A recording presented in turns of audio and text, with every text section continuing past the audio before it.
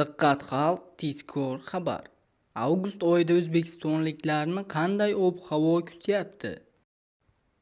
O'zbekistonda avgust oyi quruq va biroz issiq ob-havo bilan boshlanadi.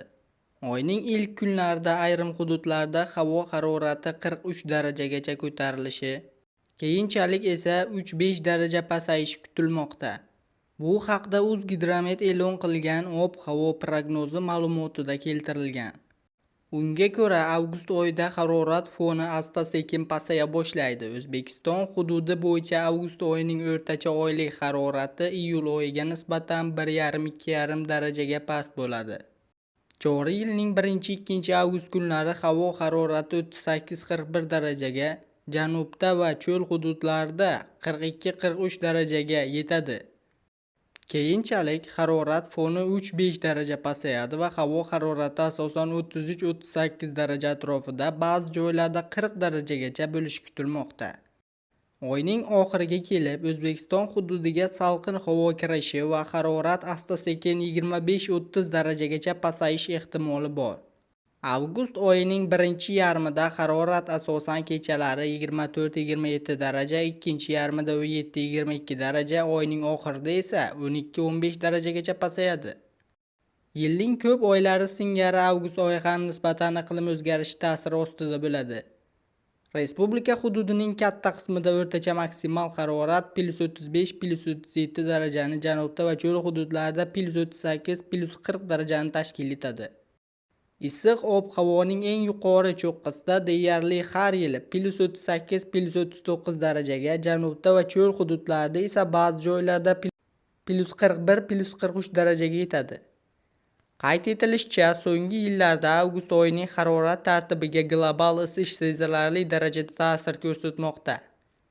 Yillararo kuchli o'zgaruvchanlik fonida havoning o'rtacha oylik harorati ko'tarilish tendensiyasi kuzatilmoqda. Avgust-iyul oyidagidek jazirama bo'lmasa-da, baribir anchagina issiq oy hisoblanadi. Yozgi issiqning pasayishi 40 daraja va undan yuqori harorat kuzatiladigan kunlar sonining sezilarli kamayishi bilan namoyon bo'ladi. O'rtacha hisobda bu ko'rsatkich hududlarning katta qismida 1-3 kunni, eng chekka janubda va cho'l hududlarda esa 4 kundan 8 kungacha bo'lgan muddatni tashkil etadi. Samarqand viloyati va Farg'ona vodiysida esa bunday kunlar kamdan kam hollarda 5-10 yilda bir marta kuzatiladi. Prognozga ko'ra, avgust oyining oxiriga kelib, odatda kuzning yaqinlashayotgani sezila boshlaydi. Nisbatan salqin havo oqimlari kirib kelish ko'payadi. Ayrim yillarda avgust oyida salqin havoning kirib kelishi hisobiga O'zbekiston hududi bo'yicha kunduzgi harorat 22-27 darajagacha pasaygan. Avgust O'zbekistonda yilning eng quruq oyi hisoblanadi. Yomg'irlar juda kam yog'adi. Tekislik hududlarning katta qismida o'rtacha 1 kundan 3 kungacha biroz yomg'ir yog'ishi kuzatilishi mumkin.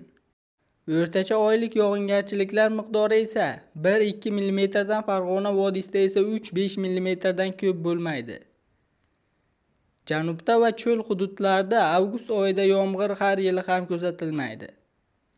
Markaz kutilmasiga ko'ra, tog' oldi va tog'li hududlarda yomg'ir tez-tez yog'adi va o'rtacha oylik yog'ingarchilik miqdori ayrim joylarda 12-15 mm ni, Farg'ona viloyati tog'lari hamda Toshkent viloyatining yuqori tog'li hududlarida esa 20-22 mm ni tashkil qiladi.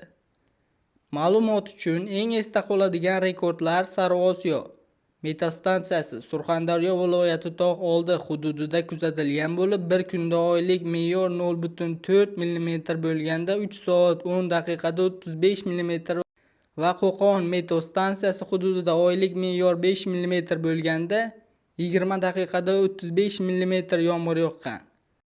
Eslatib o'tamiz, avvalroq 28-iyul kuni O'zbekistonda havo harorati 42 darajagacha ko'tarilishi haqida xabar berilgan edi.